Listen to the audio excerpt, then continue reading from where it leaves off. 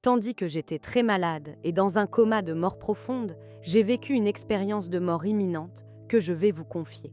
C'est une tâche difficile à faire, car il faut essayer d'évoquer les étranges dimensions multiples, extraterrestres, de l'autre côté de la vie, d'une manière qui peut être comprise dans notre monde matériel tridimensionnel. Je me suis retrouvée dans un endroit sombre et je n'ai pas eu l'expérience habituelle du tunnel de lumière. J'avais la sensation d'être devenue un point d'énergie pure, lumineuse et consciente, concentrée en une intensité vibrante. Je n'avais pas de corps, mais en même temps, c'était la personnalité qui habitait mon corps terrestre. Je suis devenue une pure pensée non diluée. C'est de la meilleure façon que je puisse l'expliquer. Là-bas, j'ai été approchée par un être de lumière, pas une forme humaine, mais un point de lumière pure, qui communiquait avec moi d'un esprit à l'autre. Au début, j'ai pensé que c'était une manifestation divine, mais ensuite j'ai réalisé qu'il s'agissait peut-être d'une entité lumineuse ou d'un ange. Puis, cet être m'a montré le tunnel qui suit habituellement l'événement de mort imminente.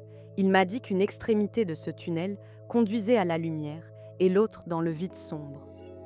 L'être m'a ensuite amené du côté de la lumière, où je baignais dans l'amour, la paix et l'exaltation. Je sentais que quoi qu'il arrive, tout allait bien et que rien ne pouvait me blesser. Et là, des événements importants concernant l'avenir de notre planète m'ont été présentés. Comme je me posais beaucoup de questions sur cet être qui m'accompagnait, il m'a été révélé qu'il n'était pas Dieu, mais une entité hautement évoluée. J'ai pu voir une vue panoramique de la Terre. Je pouvais voir la Terre tourner dans toute sa beauté sublime et s'arrêter à plusieurs reprises par-dessus chaque pays et continent, avec un message de mécontentement et d'insatisfaction de cette entité. Elle a insisté sur le fait de protéger notre libre arbitre. Pour cela, l'humanité doit transformer son attitude envers autrui et la nature. Sinon, une intervention directe viendra et le libre arbitre sera limité. Il m'a aussi été montré que nous ne sommes pas vraiment jugés par Dieu, mais par nos propres actions dans la vie. À la fin de la vie, soit nous rentrerons dans la lumière de Dieu, soit ceux sans qualité qui puissent les racheter deviendront des êtres des ténèbres. Nous avons tous en nous différents degrés de lumière qui nous permettront de pénétrer dans la lumière glorieuse du Tout-Puissant. À la fin de notre vie terrestre, nous faisons l'expérience d'une rencontre avec l'essence divine, dans la lumière au bout du tunnel. Dieu œuvre à travers cette lumière en nous, nous purifie et nous guide sur le chemin de l'élévation spirituelle vers les différents niveaux célestes, baignés de sa paix et de sa joie éternelle.